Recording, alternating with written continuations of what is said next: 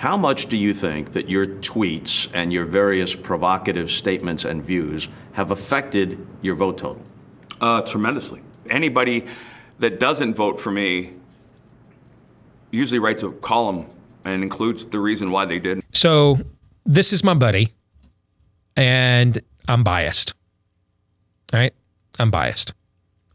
I'm admitting that up front. I can't totally see this one objectively, okay? But tell me if you think this guy is, if this is the stat line of someone you think is absolutely a Hall of Famer. Like, what's our typical line? If you have to think about it, the answer is probably no, right? Okay. Barely 2,000 hits. 2,160 hits. Fewer than 400 home runs. 383 home runs. Lifetime batting average, right around 300. Does that strike you as an absolute Hall of Famer to you? You said barely 2,000 hits? Barely 2,000 hits, No. 2,160. No. Yeah. You know whose stat line that is? Larry Walker's. That's his stat line. There's 16 pitchers. How long have they been playing this game? Like 1875 or something like that? Okay. So we've had Major League Baseball longer than any organized professional sporting pursuit in American history. It's going into, it's in the middle of its third century here. No other American pro sports league can say that, right? Right. So a sport that's in its third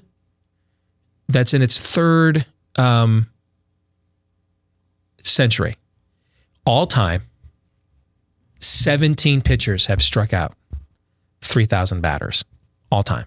The 17th just happened this season with CC Sabathia. 17th pitcher ever. So he's not yet eligible for the Hall because he just retired. So he's got to wait a few years. Of the other 16, again, this is a game in its third century. Back and think about an era where Cy Young could win 500 games because you could pitch every night. You could cheat. You could scuff the ball back then.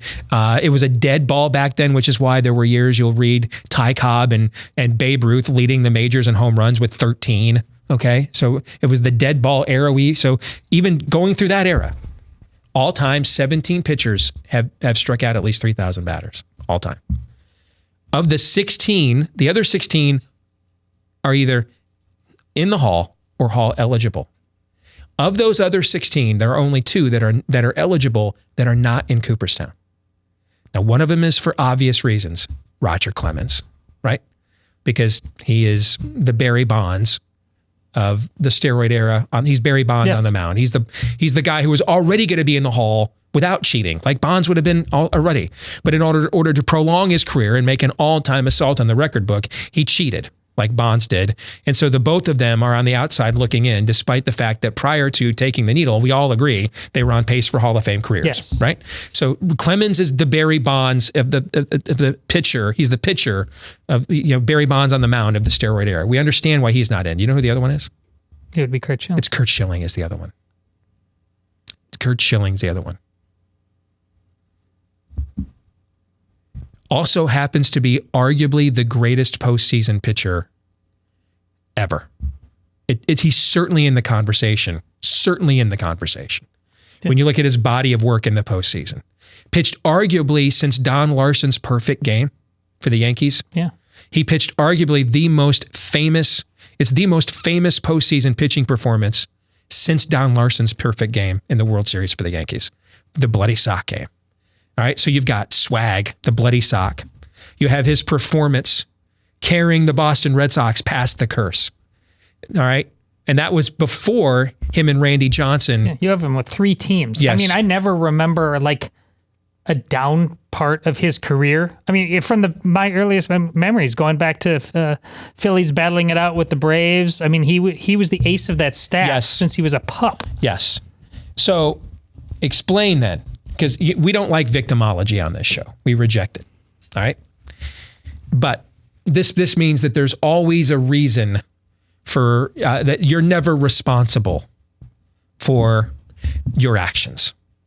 That doesn't mean we don't think there's no such thing as victims, but the science of victimology that I seek to pass the buck. I seek to transfer responsibility for my actions to others. I seek to absolve myself of any accountability, right? Okay. Give me a reason. Why he's not in? Yeah.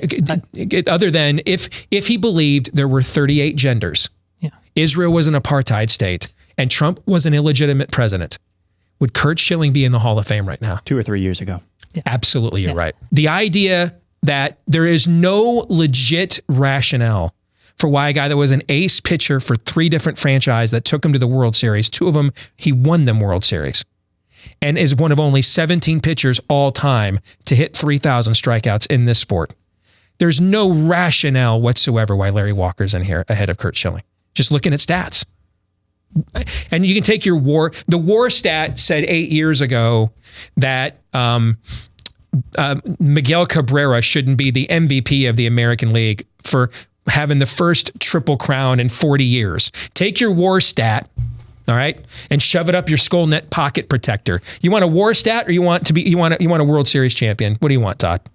I want a World Series. You want a World Series champion.